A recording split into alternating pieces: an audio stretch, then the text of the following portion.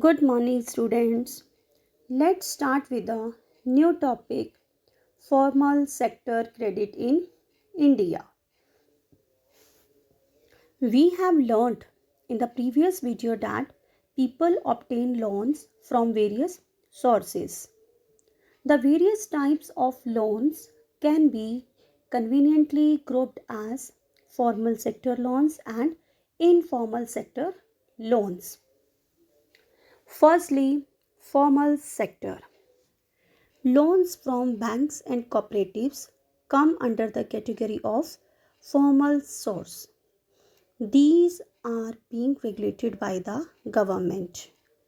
The functioning of formal source of loans are supervised by the Reserve Bank of India. Now question is, in what ways does the Reserve Bank of India supervise the functioning of banks? Answer: RBI monitors that the banks actually maintain the cash balance.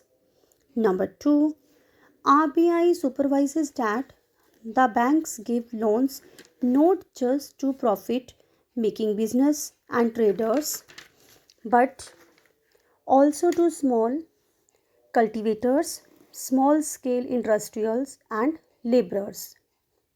Periodically, banks have to submit information to RBI on how much they are lending, to whom, and at what interest rates. Now, informal sector. Informal lenders include money lenders, traders, employers, relatives, and friends, etc. There is no organization which supervises the credit activities of lenders in the informal sector. There is no one to stop them from using unfair means to get their money back. They can even charge the high rate of interest, so the cost to the borrowers of informal loans is much higher. High cost of borrowing means a large part of the earning of the borrowers is used to repay the loan, and borrowers have less income left for themselves. We can say that the amount to be repaid is greater than the income of the borrower, and borrower will fall into debt. The people who want to start new business, they will not take the loan because of high cost of borrowing. As a result, enterprises became less in number. So, therefore, we can say that more and more lending should be there by banks and cooperative societies. The reasons for this would lead to higher incomes, and many people could borrow cheaply for a variety of needs. They could grow crops, do business, set up small scale industries, etc. They could set up new industries or trade in goods.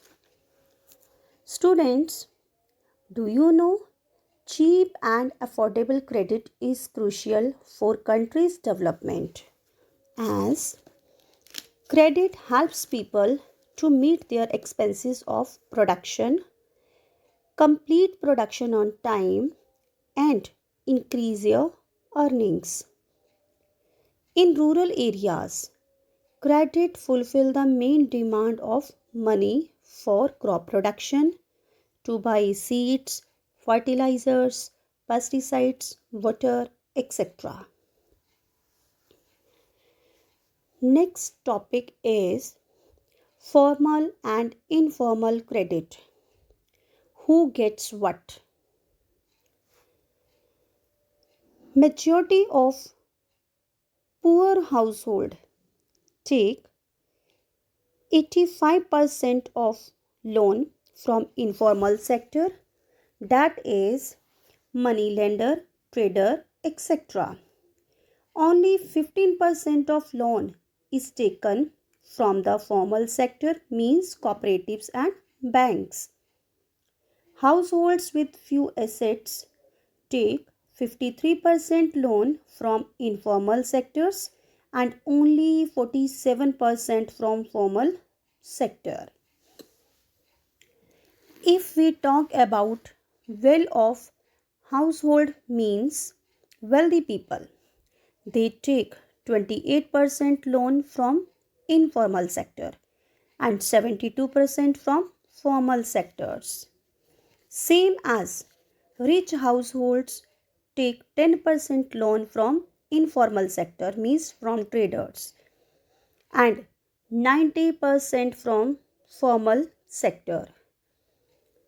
From this, we can analyze that poor people are reliable for loan on informal sector and rich people depend on formal sector. A similar pattern is also found in rural areas. The rich households are availing cheap loan from formal lenders, whereas poor households have to pay a heavy price for borrowing. That's why disparities is increasing. Rich are becoming more rich and poor are becoming more poor. Thus, it is necessary that banks and cooperatives increase their lending, particularly in the rural areas, so that the dependence on informal sources of credit reduces. Secondly, while formal sector loans need to expand, it is also necessary that everyone receive these loans. At present, it is the richer household who receive formal credit, whereas poor have to depend on the informal sources. It is important that the formal credit is distributed more equally so that the poor can benefit from the cheaper loans. That's all for the day. Have a nice day.